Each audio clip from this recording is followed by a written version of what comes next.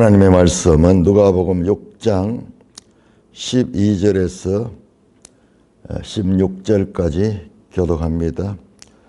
누가복음 6장 12절.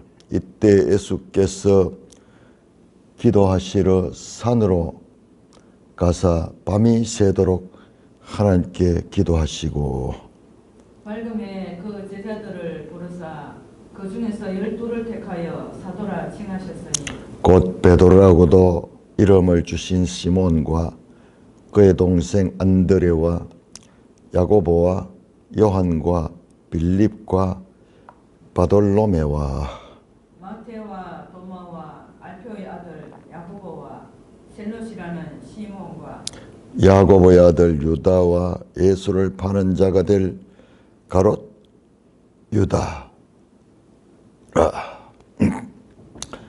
하나님 아버지, 은혜를 감사합니다.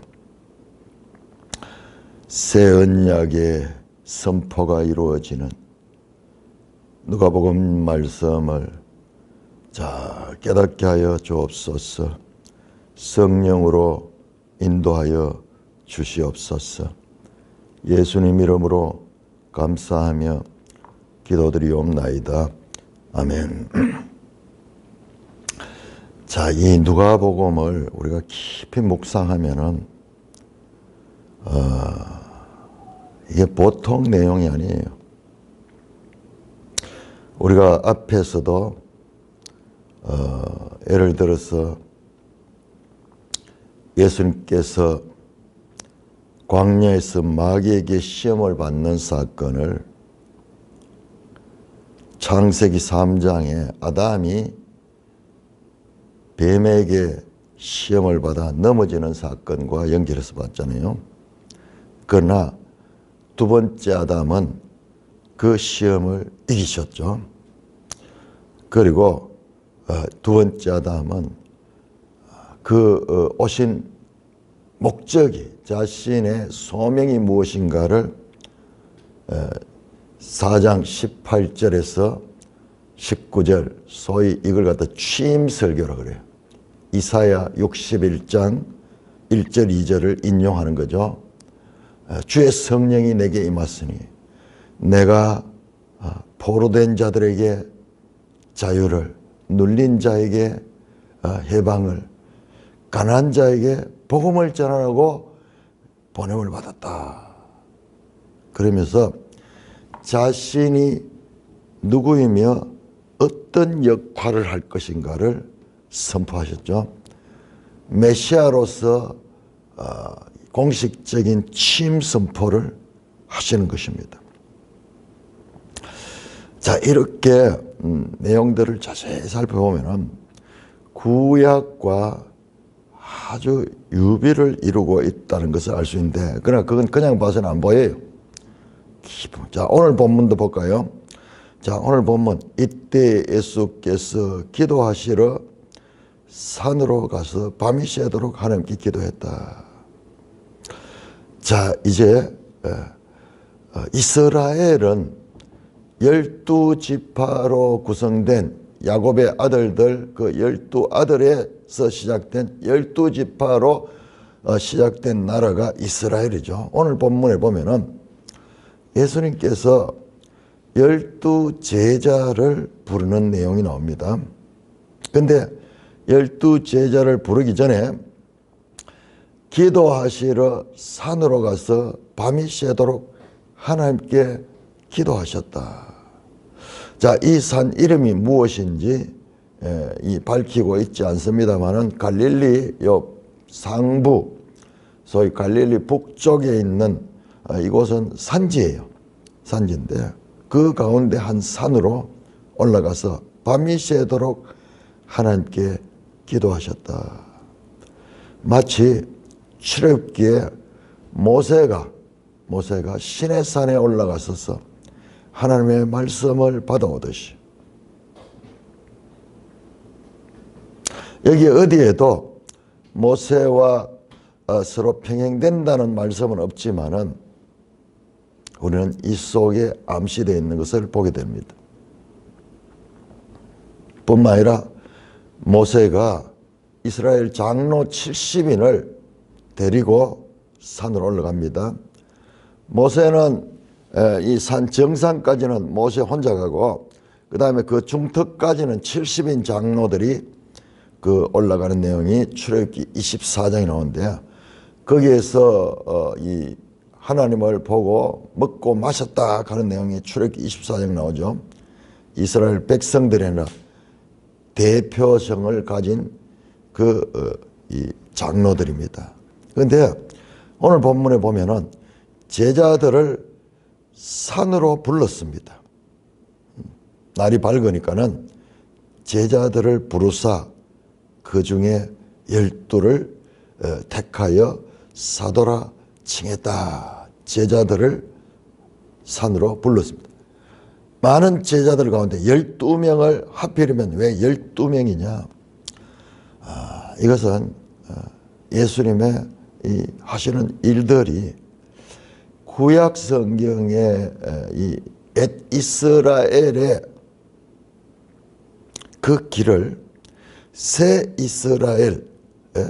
이스라엘을 모으는 이제 교회가 되죠. 그와 같은 것과 유비가 되는 것을 봅니다. 왜 12인가? 그리고 이 12는 어떻게 됩니까? 앞으로 교회 시대의 기초가 되죠. 이 사도들이 교회의 기초가 되며 이제 교회 시대가 열려지는데 과거 구약의 이스라엘 12지파처럼 이제 이 교회 시대, 새 언약 시대에 그 이스라엘 12제자들, 이 사람들은 다 유대인들이요. 12제자들로 시작해서 이제 그러나 신약은 이방인들에게로 이제 복음이 전파되고 교회가 세워지고 있습니다. 그래서 우리가 바로 앞에서 새 포도주는 새 부대라는 말씀처럼 지금 여기에 새로운 시대에 새 언약의 시대에 이제 새로운 그 구성원들이 이제 모아지고 시작이 되는 거예요. 마치 모세가 이스라엘 출애굽해서 그 시내산에서 이스라엘이 형성이 되거든요. 하나님의 백성들이 형성되거든요. 자, 그래서 12제자를 부르셨다. 산으로 불렀습니다. 그 이유를 알 수 있는 것이 그들과 함께 내려오시거든요. 17절에. 자, 17절에서 19절까지 교독합니다. 예수께서 그들과 함께 내려오사 평지에 서시니 그 제자의 많은 무리와 예수의 말씀도 듣고 병 고침을 받으려고 유대 지방과 예루살렘과 두로와 시돈의 해안으로부터 온 많은 백성도 있더라. 더러운 귀신에게 고난받는 자들도 고침을 받은지라. 온 무리가 예수를 만지려고 힘쓰니 이는 능력이 예수께로부터 나와서 모든 사람을 낫게 함이로라. 자, 그러면서 산에서 제자들과 함께 내려왔습니다. 내려와서 평지에 서서 보세요. 거기 모인 사람들이 그 제자의 많은 무리. 자, 그 제자는 앞에 바로 나왔죠. 앞에 나왔는 12제자를 가리키는데 그래서 그 제자라고 지시 대명사가 앞에 붙어 있잖아요. 근데 많은 무리야. 많은 무리야. 그러니까 여기에는 그냥 12제자만 아니라 다른 제자들도 많이 있었다. 그럼 다른 제자가 누가 있었는가? 다른 복음서에는 안 나오는데 누가복음에는 70제자가 뒤에 또 나옵니다. 70제자. 그러니까 이 12제자를 포함해서 70제자가 있고, 자, 그들이 예수의 말씀도 듣고 병 고침을 받으려고 유대 사방과 예루살렘과 두로와 시돈의 해안으로부터 온 많은 백성도 있더라. 그 제자들, 많은 무리의 제자들과 그 다음에 많은 백성들이 있는데 그 백성들 가운데는 유대와 예루살렘에서 온 유대인들과 뿐만 아니라 두로와 시돈 이방인이죠. 그로부터 온 많은 백성도 있더라. 그러니까 여기에서 마치 시내산 그 모임에는 주로 이스라엘이 있었죠. 물론 그 안에도 잡족들이 있었어요. 잡족들이 이스라엘 따라온 잡족들. 그처럼 여기에도 이방인들도 함께 하고 있습니다. 자, 두 가지 목적으로 사람들이 모였습니다. 첫째, 예수의 말씀도 듣고 병 고침을 받으려고 사람들이 왔습니다. 단순히 기적만 경험하는 것이 아니라 말씀을 듣고자 그렇게 모였습니다. 더러운 귀신에게 고난받는 자들이 고침을 받고 온 무리가 예수를 만지려고 힘쓰니 이 능력이 예수께로부터 나와서 모든 사람 먼저 모여서 뭘 했느냐? 그 귀신을 쫓아내고 병든 자들이 나음을 받는, 치유를 받는 그 하나님의 능력이 예수님께로부터 나와서 그 사람들을 치유합니다. 두 가지 목적으로 모였겠죠. 첫 번째, 말씀도 듣고 병 고침을 받으려고 왔는데 먼저 병 고침의 그 역사를 설명하고 이어지는 내용이 20절부터 말씀하는 거예요. 말씀.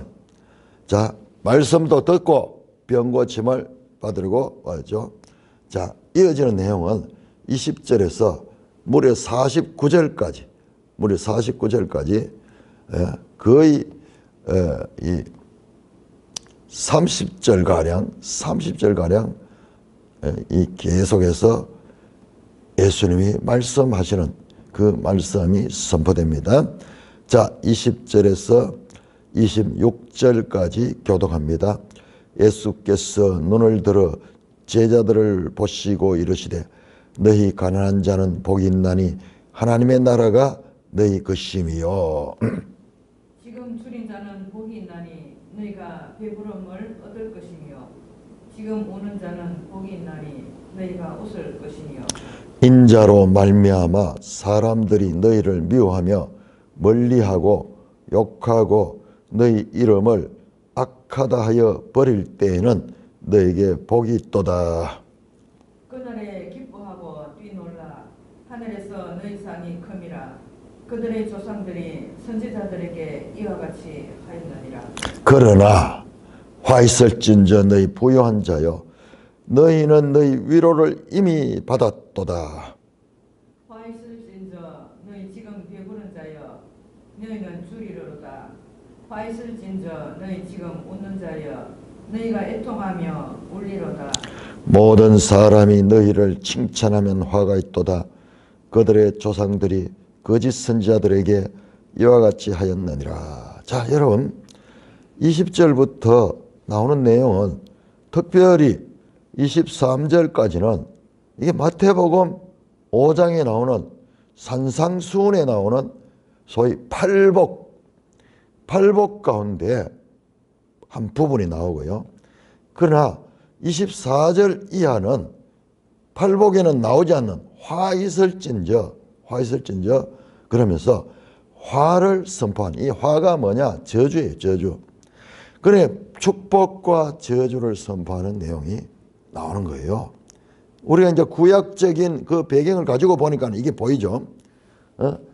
신명기 28장에 모세의 이 순종하면 복을 받고 불순종하면은 저주를 받는 내용이 나오는데 여기에서는 그런 내용, 순종 불순종은 없고 상태 자체, 그 사람들의 상태 자체가 복이 되고 상태 자체가 화가 되고 저주가 된다는 말씀입니다.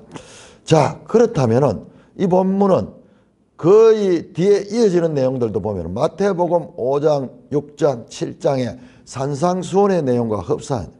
그런데 이 본문에서 이 설교한 장소는 마태복음 5장 산 위에 앉으셔서 설교 제자들을 가르쳤죠. 여기도 같아요. 예수께서 눈을 들어 제자들을 보시고 이르시되. 그런데 이 누가복음 6장 17절은 평지에서 말씀하셨다 하고 있고 그 다음에 마태복음 산 위에서 하셨다. 그래서 마태복음은 산상수훈이라고 그러는데 여기는 산상수훈이 아니라 평지수훈이다. 평지수훈. 그럼 왜 같은 장소를 가리키는 것이 거의 확실한데 여기는 평지라고 그러고 마태복음은 산이라고 그러느냐. 자, 성경은 이 잘 믿고 믿음으로 성경을 수용하는 사람도 있지만은 많은 사람들은 성경이 잘못된 것을 지적하고 그것을 들추어내어서 세상 사람들에게 성경이 믿을 만한 것이 아니다라고 밝히고자 사명을 가진 사람들이 있어요. 그 사람들은 마귀의 도구들이죠. 자, 그런 사람들에게 이런 본문은 아주 먹잇감이 되는 거예요. 그들은 이런 것들을 찾는 데 혈안이 되어 있는 거예요. 아니, 너무 다르잖아요. 같은 장소고 내용도 이어지는 거 보면은 거의 같은데. 자, 그래서 이 부분은 어떻게 설명이 될 수 있냐 그러면은 이 갈릴리 지형을 보시면은 자, 우리 이 지도책 한번 찾아볼까요? 지도책 67쪽입니까?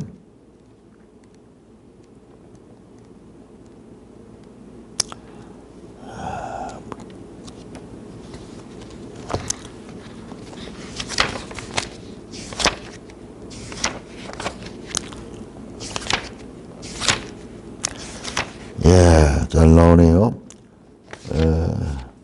지도책 76쪽을 볼까요? 76쪽. 76쪽을 보시면은 지금 이 장소가 갈릴리거든요. 자, 그런데 거기에 보시면은 여러 지명이 나오는데 지금 갈릴리 바다 북쪽에, 저 위쪽에 산상설교 하신 것으로 전해지는 장소 그렇게 되어 있죠. 산상설교.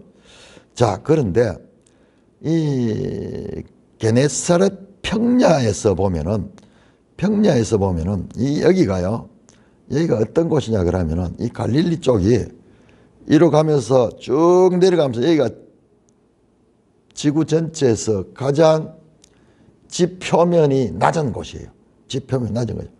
그러니까는 산상설교를 하신 곳으로 전해지는 장소가 보면은 이 갈릴리 그 평야에서 보면은 거기도 산이야. 그런데 그 뒤에 나오는 더 높은 산 보세요. 그 높은 산에서 보면 평지야. 잘 표현이 되죠? 자, 밑에서 보면은 더 낮은 곳에 보면 이게 산이고 그 다음에 더 높은 산에서 보면 평지야. 그런데 마태복음에는 산 위에 앉았다 그 이야기만 나오고 거기서 설교했다고 되는데요. 우리 누가복음은요 더 자세해요. 그 전에 어디 있습니까? 산에서 내려오셨다 그러죠. 산에서 내려오셨다. 그럼 그 산은 어느 산이냐 그러면 바로 뒤에 있는 그 갈릴리 높은 산들이에요. 그러니까는 이 지형 자체가 높은 산에서 보면 여기가 낮은 평지가 되고 그 다음에 저 밑에 그 이 평지에서 보면은 여기 산지가 되는 거예요. 그래서 이것은 독특한 갈릴리의 지형적인 것으로 볼 때 높은 산에서 내려왔으니까는 그 낮은 곳 그 평지지만은 그러나 이 갈릴리 그 게네사렛 그 지역에서 보면은 이게 산 위에 있는 거예요. 그래서 이 문제는 그렇게 해결이 됩니다. 그냥 우리가 글로 보면 모르는데 이 지형을 보고 여행을 한 사람들은 충분히 납득이 갑니다.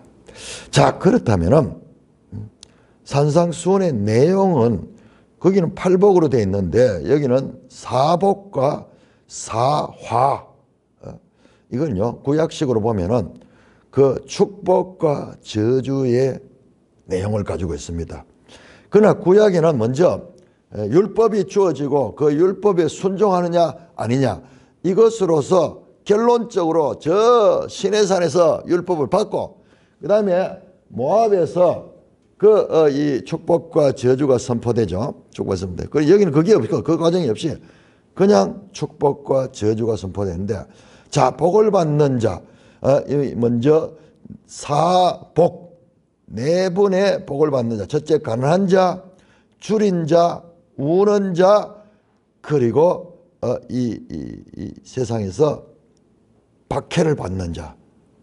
박해를 받는 자가 복이 있다는 거예요. 복이 있다는. 완전히 구약의 복 개념과는 반대됩니다. 구약에는 부자가 되고 오래 살고 그 다음에 평안하고, 그런데 여기는 그 반대예요. 반대예요. 이게 뭐냐? 제가 봤을 때는 이것을 이 하나님과의 관계에서 자신이 죄인임을 아는 자들이, 자신이 죄인임을 아는 자. 율법을 통해서 사도 바울이 그렇게 설명하잖아요. 율법으로는 죄를 깨달음이라. 아니, 그 율법을 지키지 못한다고 하시는데, 그러면 율법을 왜 줘서? 왜 줘서? 그 질문. 구약에 하나님께서 참으로 용두삼이처럼 신의 산에서 율법을 줬는데, 결과적으로는 그 구약 성경은 율법을 지키지 못해서 그 땅에서 쫓겨나는 이야기잖아요. 그러고는 신명기 29장에 보면은 깨닫는 마음과 듣는 귀를 받지 못했기 때문에 지키지 못한다고 되어 있는 거예요. 율법만 있어서 안 되는 거, 내가 존재가 변화되는 거예요. 그게 신명기 30장에 마음의 할례를 받아서 그게 하나님의 사랑하고 그렇게 할 수 있다는 거예요. 그러나 아직까지는 그 상태가 아니라는 거예요, 구약에. 그래서 이 구약을 통해서는 우리가 이 율법을 통해서 사람이 할 수 없는 거구나. 율법을 온전히 지킬 수 없는 거나. 그러면 뭐예요? 율법을 어겼기 때문에 그게 죄가 되는 거고 죄인이 되는 거예요. 그래서 여기 나오는 4명의 복 있는 자는 우리가 가지는 고정관념은 정반대죠. 가난한 자, 줄인 자, 그 다음에 우는 자, 그리고 이 박해를 당하는 자들. 이게 뭐냐? 이게 뭐냐? 하나님과의 관계에서 낮은 자들이, 낮은 자. 하나님이 들어오시지 아니하면은, 하나님이 그 가운데 충족되지 아니하면은, 아무리 많은 물질을 가지고, 아무리 평화로운 관계를 가지고, 아무리 이 세상에서 높은 지위에 있더라도 가난하고 줄이고 우는 자고 박해받는 자들. 근데 그 자들은 어떻게 현재적으로 지금이라는 표현이 계속 나옵니다. 27절 지금, 그리고 중간에도 또 지금 현재적으로 하나님으로 그 속이 채워지지 아니했기 때문에 가난한 자들이요. 그런데 그들은 장차 23절 그날에 기뻐하고 뛰놀라 하늘에서 너희 상이 크다. 그들의 조상들이 선지자들에게 여쭈어 있다. 그러나 미래 그날에는 이들이 참으로 복 있는 자다. 복 있는 자다. 24절부터는 그러나 역전접소 나와서 화 있을진저 저주를 받는다. 누구? 지금 부유한 자요. 너희가 위로를 이미 받았다. 너는 지금 부유하기 때문에 이미 지금 위로를 받았고, 화 있어서 지금 배부른 자 너희는 앞으로 줄이게 될 것이고, 화 있어서 지금 웃는 자 너희가 애통하며 울 것이다. 그리고 모든 사람이 너희를 칭찬하는 자, 그런 자들은 지금 하나님 없이도 자기들 존재 자체로서 자기들 율법을 잘 지킨다고 생각하고, 자기들은 율법을 통하여서 온전하고 하나님으로 인정받는 자라는 그와 같은 믿음을 가지고 있기 때문에, 그런데 그것이 반대로 저주라는 거예요. 저주라는 겁니다. 가치관이 전혀 지금 현재적인 가치관의 전복, 패러다임의 전복, 이게 뭐냐? 이게 바로 새 포도주와 새 부대의 시대, 새로운 시대의 가치관, 새로운 세대의 가치관이다.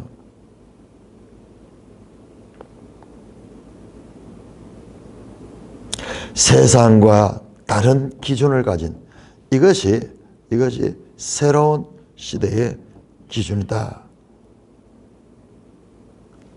자, 계속 이어집니다. 자, 계속해서 27절 그러나 27절에 31절까지 교도합니다. 그러나 너희 듣는 자에게 내가 이르노니 너희 원수를 사랑하며 너희 미워하는 자를 선대하며 너희를 저주하는 자를 위하여 축복하며 너희를 모욕하는 자를 위하여 기도하라. 너희 입뺨을 치는 자에게 젖뺨도 돌려대며 네 겉옷을 빼앗는 자에게는 속옷도 거절하지 말라. 내게 구하는 자에게 주며 내 것을 가져가는 자에게 다시 달라 하지 말며 남에게 대접을 받고자 하는 대로 너희도 남을 대접하라. 자, 그러나 자 이러면서 사복과 사화를 네 개의 저주를 선포했죠. 그러면서 그러나 그 앞에 나오는 내용과 연결됩니다. 네 개의 저주 사화 그러나 너희 듣는 자에게 내가 이르노니 제자들이죠. 너희를 가난하게 하고 너희를 박해하고 너에게 슬픔을 주고 너에게 박해를 하는 너희를 이 어렵게 만드는 그 원수를 사랑하며 너희를 미워하는 자를 선하라. 미워하는 자 앞에 나오잖아요. 그래서 슬프잖아요. 우리를 애통하게 하는 그런 자들. 그 원수를 사랑하고 너희를 미워하는 자를 선대하라. 너희를 저주하기 때문에 너희를 이 저주하는 자 그를 위하여 축복하며 너희를 모욕하는 자를 위하여 기도하라. 자 여기 보면 네 개의 복에 나왔던 그 줄이고 그리고 물고 그리고 박해를 당했던 그 사람 너희에게 그런 가해자들을 사랑하고 축복하고 그들을 위하여 기도하라는 말씀입니다. 너희 박해하는 자가 이 뺨을 치는 자는 저 뺨을 돌리며 내 겉옷을 빼앗는 자에게는 속옷도 거절하지 말라. 네게 구하는 자에게 주며 네가 내 것을 가져가는 자에게 다시 달라 하지 말라. 그렇게 하면서 이 뺨을 치면 저 뺨을 돌리며 겉옷을 빼앗는 자는 속옷까지. 이거는 이 세상의 이 기준을 완전히 초월하는 불가능한 일이에요. 내가 원수를 사랑하고 싶다고 해서 사랑이 되는 게 아니잖아요. 의지와는 달리 우리 마음속에서 그 미워하는 마음이 가득 차 있는데 내가 입술로 사랑한다고 해도 그게 되는 게 아니잖아요. 내 의지 여호와 관계 되는 게 아니잖아요.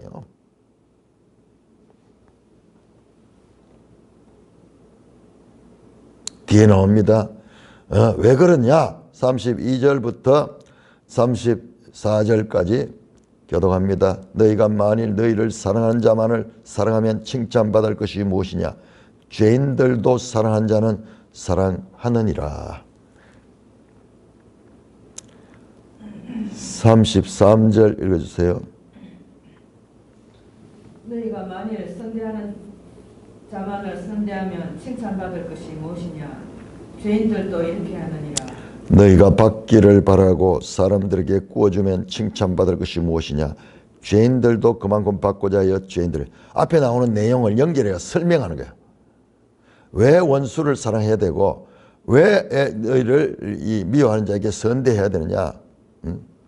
자, 너희를 사랑하는 자는 사랑하고 너희에게 좋게 하는 자는 좋게 하고 너희에게 미워하는 자들은 미워하는 이것은 세상 사람들의 사랑법이다. 죄인들도 그렇게 한다.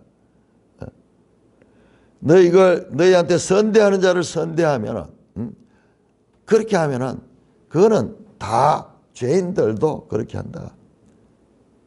34절 받기를 바라고 구워주면 칭찬을 받을 것이 무엇이냐? 죄인들도 그래 한다. 이거는 여기서 죄인들은 이 세상 사람들의 기준을 가리켜요. 자, 이게 마태복음에서는 보면요. 마태복음이 같은 내용인데 죄인이라고 되어 있지 않고 세리들도 이같이 한다. 그 다음에 이방인들도 이렇게 한다. 이렇게 되어 있어요. 근데 왜 마태복음에는 세리, 이방인, 근데 여기는 통일해서 죄인이라고 이야기하는지. 자, 그런 차이도 보면은 이거는 그 유대인들은 이방 죄인들하고 그렇게 이방인들을 통칭해서 이방 죄인이고 자기들은 이 선민으로 의롭다고 생각을 하는 그런 이 기준을 가 있죠. 그러니까는 새 언약 시대의 하나님 백성들은 이 세상 사람들의 수준을 능가하는 하나님 나라 백성의 사랑법을 가져야 된다. 원수를 사랑하고 미워하는 자를 선대하고 저주하는 자를 축복하고 모욕하는 자를 기도하는 것. 이게 세상 사람들과 다른 거다. 그것이 바로 천국 하나님의 나라의 백성의 삶의 윤리라는 것을 말씀하고 있습니다. 자, 우리는 예수님 말씀을 읽기 때문에 그냥 읽고 해석하니까는 뭐 그런 것 같지만 이게 실제로 살아내는 데는 참으로 우리에게 많은 이 훈련과 노력이 있어야 될 것입니다. 계속해서 천국 백성이기 때문에 그렇게 살아야 되는 법을 말씀합니다. 35절에서 38절까지 오직 너희는 원수를 사랑하고 선대하며 아무것도 바라지 말고 꾸어주라. 그리하면 너희 상이 클 것이요 또 지극히 높으신 이의 아들이 되리니 그는 은혜를 모르는 자와 악한 자에게도 인자하시니라. 너희 아버지가 같이 너희도 자비로운 자가 되라. 비판하지 말라. 그리하면 너희가 비판을 받지 않을 것이요 정죄하지 말라. 그리하면 너희가 정죄를 받지 않을 것이요 용서하라. 그리하면 너희가 용서를 받을 것이요 주라. 그리하면 너에게 줄 것이니 곧 후히 되어 누르고 흔들어 넘치도록 하여 너에게 안겨 주리라. 너희가 헤아리는 그 헤아림으로 너희도 헤아림을 도로 받을 것이니라. 계속해서 이 앞의 내용을 그 이유를 설명해요. 오직 너희는 원수를 사랑하고 선대하며 아무것도 바르지 말고 꾸어주라. 앞에 나왔던 내용들을 요약해가지고 제자들은 그렇게 살아. 원수를 사랑하고 선대하고 아무것도 바르지 말고 꾸어주라. 그리하면 너희 상이 있다. 너희 상이 있다. 뿐만 아니라 지극히 높으신 이의 아들이 되니 그 지극히 높으신 하나님이죠. 하나님은 은혜를 모르는 자와 악한 자에게도 인자하시다. 너희 아버지의 자비로우신 같이 너희도 자비로워. 왜 이와 같이 세상과 다른 천국 시민의 사랑법을 가지고 살아야 되는가? 너희 존재 자체가 바로 하나님의 아들이기 때문에 그 하나님의 속성, 하나님의 성품을 너희가 이 땅 가운데서 드러내야 된다. 왜? 하나님은 악한 자에게나 은혜를 모르는 자에게도 동일하게 인자하셨다. 하나님을 사랑한 자만 사랑하고 하나님을 미워하는 자를 미워하는 분이 아니라 하나님은 모든 사람을 악인과 선인을 같이 사랑한다. 마태복음에는 이같이 나옵니다. 이같이 한즉 하늘에 계신 너희 아버지의 아들이 될 것이다. 이는 하나님이 그 해를 악인과 선인에게 비추시며 비를 의로운 자와 불의한 자에게도 내려주십니다. 하나님이 착한 자에게만 비를 주시고 나쁜 악한 자들에게 비를 주지 않으면 그들을 다 여기서 다 없애버릴 수 있는데 우리 사람은 그렇게 했으면 좋을 것 같은데 그러나 하나님은 그렇지 않아요. 하나님은 만약 하나님이 그렇게 한다면 이 땅에 살아남을 사람 아무도 없어. 모든 사람이 죄를 짓고 죄인이기 때문에 그들에게 기회를 주시는 것입니다. 자, 그런데 우리가 이 땅에 육의 몸을 가지고 있는 상태에서 이런 삶을 산다는 것은 참으로 어렵고 어려운 일일 것입니다. 그런데 우리가 이와 같은 삶을 살아야 될 사명감 같은 게 있는 게 뭐냐 그러면은 이것이 바로 하나님의 아들이 되기 때문에 그 하나님의 아들의 삶이고 하나님의 아들이라는 그와 같은 것을 드러내는 것이기 때문에 그리고 하늘로부터 상이 있는 것이기 때문에 우리가 힘써 이 같은 삶을 살도록 노력해야 되는 거죠.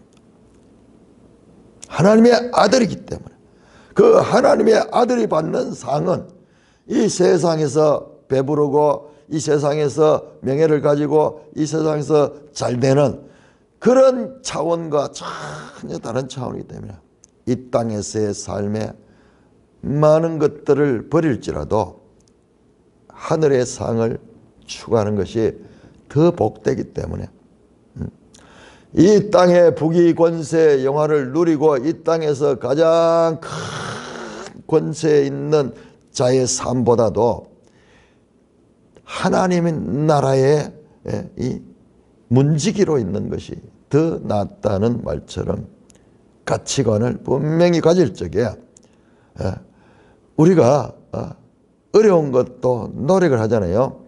우리가 열심히 공부를 하고 극기하고 노력하는 것은 이 시험을 잘 치고 나면 내한테 무슨 합격이 되면은 내한테 보상이 있다는 것을 알고 그런 것을 참아내죠. 이 땅에서도 많이 참아내잖아요. 그게 하나님의 아들이고 이런 삶을 살 때 큰 상이 있다라는 것을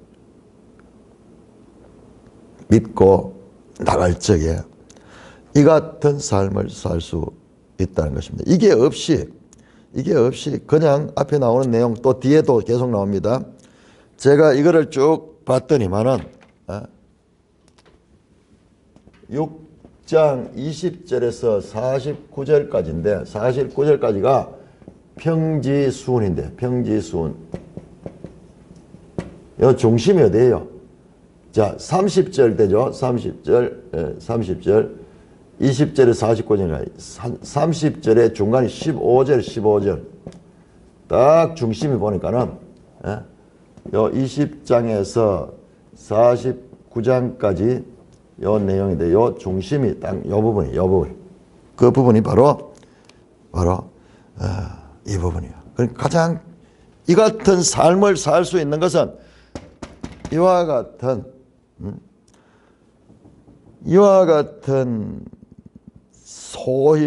소신이 분명히 있고 믿음이 분명할 적에 이와 같은 정체성을 분명히 할 적에 우리가 사람으로 할 수 없는 이런 능력을 받을 수 있는 것이고 그리고 사실상 이 삶은 지금 이 말을 듣고 있는 1세기 제자들이나 오늘 저희들이나 마찬가지로 넘사벽이에요. 이 말씀을 그대로 지킨다는 것은 자 그런데 이게 하나의 이상 그런데 이 이상에 도달할 수 있도록 예수님께서 자신이 먼저 이 이상대로 사십니다. 죽으면서 원수까지 사랑하는 모습을 보이자는 십자가에서 아버지 저들의 죄를 사하여 주옵소서 자기들이 하는 것을 알지 못합니다. 그러면서 원수까지 사랑하는 모범을 보이시면서 예수님은 성령을 보내주시죠. 성령을 보내주시죠. 그래서 제자들도 복음서에 나오는 제자들은 이것을 지키지 못해요. 베드로는 또는 다른 제자들 다 부인하고 예수님이 고난당하니까 부인하고 도망가 버렸잖아요. 그런데 성령을 받고 그들은 이것을 지키는 삶을 사는 것을 사도행전을 통해서 볼 수 있습니다. 자, 비판하지 말라 그리하면 너희가 비판을 받지 않을 것이요 정죄하지 말라 그리하면 너희가 정죄를 받지 않을 것이요 용서하라 그리하면 용서를 받을 것이요 주라 그리하면 너희에게 줄 것이요 후히 되어 누르고 흔들리다. 보상이 있다는 보응의 원리. 너희 상이 크다. 앞에 나왔던 너희 상이 큰데 그 상을 구체적으로 발락하면은 너희가 다른 사람을 비판하지 마라. 정죄하지 말라. 용서하라. 우리는 자동적으로 남의 험담을 하기를 좋아하고 또 딴 사람의 잘못을 크게 부각시켜서 보죠. 그러니까 이 땅에도 서로 막 적대감을 가지고 야당 여당이 싸우고 좌파 우파가 싸우고 전부 자기들의 확신을 가지고 있어. 자기들이 봤을 때. 근데 그것은 이 육적인 그와 같은 판단이다. 그 판단에 대한 내용이 이어서 나옵니다. 자, 6장 39절에서 42절 또 비유로 말씀하시되 맹인이 맹인을 인도할 수 있느냐? 둘 다 구덩이에 빠지지 아니하겠느냐? 제자가 그 선생보다 높지 못하니 무릇 온전하게 된 자는 그 선생과 같으리라. 어찌하여 형제의 눈 속에 있는 티는 보고 내 눈 속에 있는 들보는 깨닫지 못하느냐? 너는 내 눈 속에 있는 들보를 보지 못하면서 어찌하여 형제에게 말하기를 형제여 나로 내 눈 속에 있는 티를 빼게 하라 할 수 있느냐? 외식하는 자여 먼저 내 눈 속에서 들보를 빼라. 그 후에야 내가 밝히 보고 형제를 눈 속에 있는 티를 빼리라. 자, 그 이유가 지금 나오잖아요. 뭐냐? 내로남불이요. 자기 눈 속에 있는 들보는 보지 못하고 자기 잘못은 보지 못하고 남의 잘못, 티끌 만한 잘못도 잘 비판하고 지적하고 그것을 들추어내는 거죠. 들추어내는 거. 우리 젊은 시절에 평론가, 미술 평론가들은 이 사람 아주 멋있는 것 같아요. 뭔가 남의 잘못을 지적을 하고 막 그런데요. 그런데 그런 삶이 복된 삶이 아니에요. 그러니까 마귀가 좋아하는 일이에요. 그런 식의 직업을 가지는 건 좋지 못해. 우리가 가지고 있는 이와 같이 다른 사람에 대해서 편향되는 그런 것이 우리 존재 속에서 그런 것이 있다. 그러니까는 나도 죄인이고 상대방도 죄인이야. 맹인과 맹인처럼 둘 다 선생이 아니라 선생이 안 되고 둘 다 똑같은 수준인 거예요. 그러니까는 끝없는 투쟁과 다툼이 있고 서로 자기가 옳다는 말씀으로 분쟁이 이어지겠죠. 자, 43절에서 45절까지 못된 열매 맺는 좋은 나무가 없고 또 좋은 열매 맺는 못된 나무가 없느니라. 나무는 각각 그 열매로 알나니 가시나무에서 무화과를 또는 찔레에서 포도를 따지 못하느니라. 선한 사람은 마음에 산 선에서 선을 내고 악한 자는 그 산 악에서 악을 내나니 이는 마음에 가득한 것을 입으로 말함이니라. 자, 좋은 나무가 되면은 좋은 열매를 맺고 못된 나무는 못된 열매를 맺는다. 너희 존재 자체가 하나님의 아들로 질적인 변화가 있을 때 그때 그 속에서 좋은 열매를 맺을다. 자, 이거는 이 성령이 와서 우리가 거듭나지 아니하면은 현재 거듭나지 않고 육적인 이런 상태, 육체의 소욕을 가지고 살아가는 이런 상태로서는 거기서 아무리 좋은 열매를 내려고 해도 좋은 열매가 나올 수 없는 거예요. 존재 자체가 달라져요. 좋은 나무가 돼야 돼요. 좋은 나무가 되기 위해서는 우리 가운데 죄의 지배를 받고만 있는 이와 같은 이 육적인 이 몸 속에 하나님의 성령이 들어와서 우리 존재 자체가 거듭나야 돼요.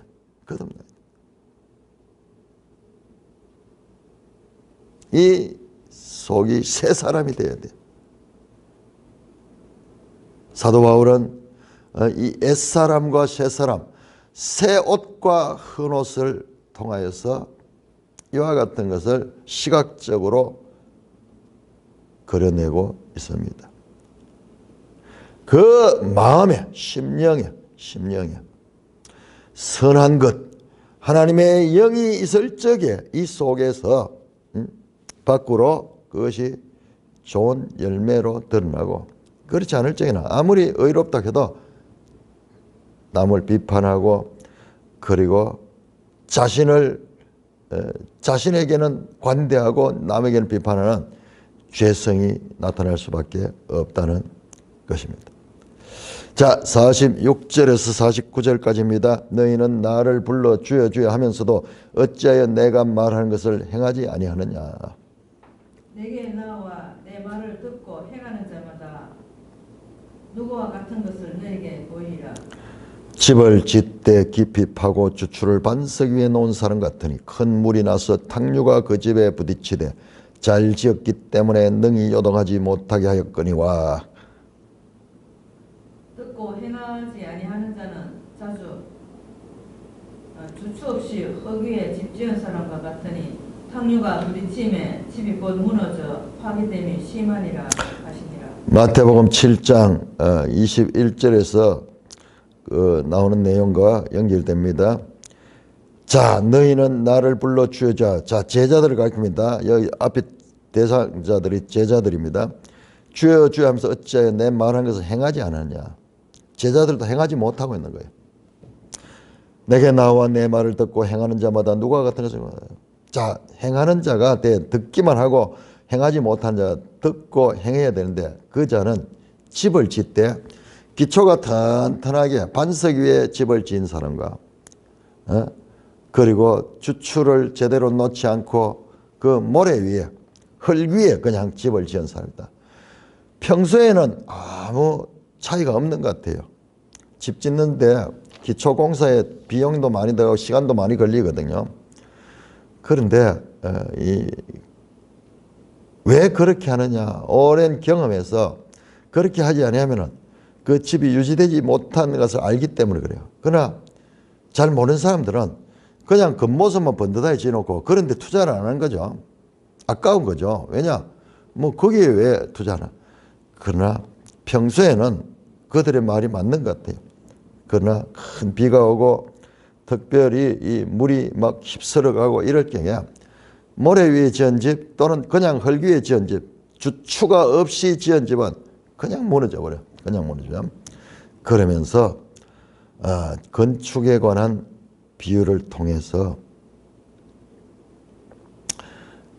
주님의 말씀을 듣고 행하는 것, 하나님의 지극히 높으신 하나님의 아들로서의 정체성을 가지고 드려야 될 것. 자, 지금 뭡니까?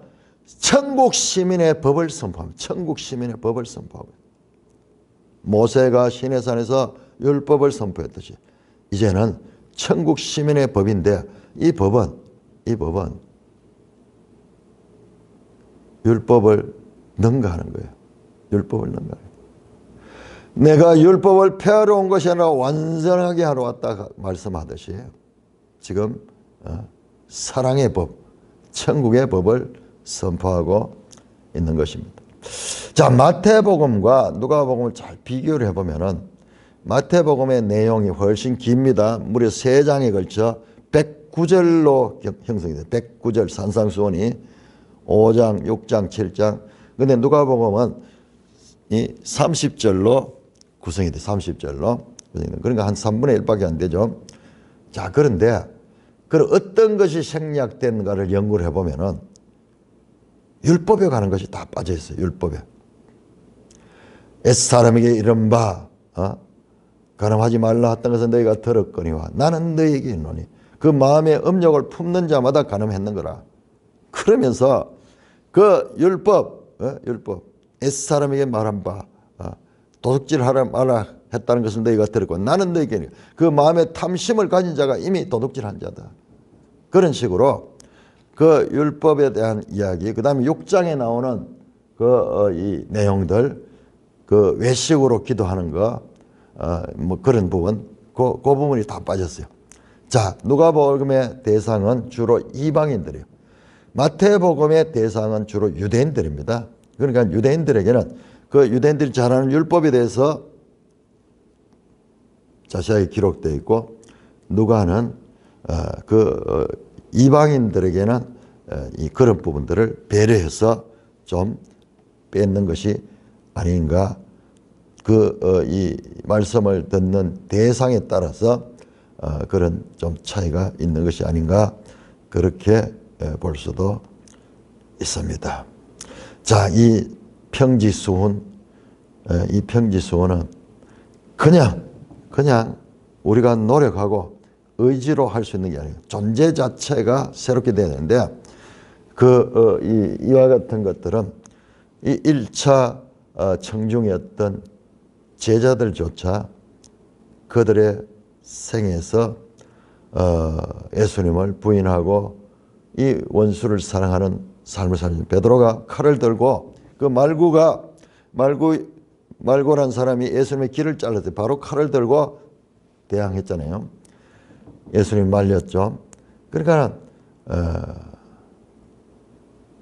베드로조차도 제자의 대표적인 인물조차도 이 산상수훈의 말을 실행하지 못했어요. 그런데 그러면은 이 말씀은 왜 준 거냐? 그냥 그림의 떡과 같은 것이 아니냐? 아닙니다. 이 산상수훈 천국 백성의 법은 오순절 성령을 받은 이후 성령이 그 가운데 하나님의 영이 가운데 있을 적에 베드로 같은 사람도 복음서에 나오는 베드로와 사도행전의 베드로는 전혀 다르죠. 바울 같은 사람도 대표적인 게 바울 같은 사람이 여기 나오는 거 힘으로 원수를 갚는 사이였잖아요. 자기 나름대로 신앙적인 열심을 가지고 그 교회를 핍박하면서 박해했던 그런 인물이잖아요. 그에게도 하나님이 함께 하시고 성령이 그에게 역사하니까는 그가 이방인의 사도로서 수많은 고난을 당하면서도 원수를 원수로 대하지 아니하고 사랑의 대상으로 대하며 복음을 전하고 성경에 나오진 않지만은 그 베드로라든지 다른 사도들도 다 그와 같은 삶을 살면서 이 교회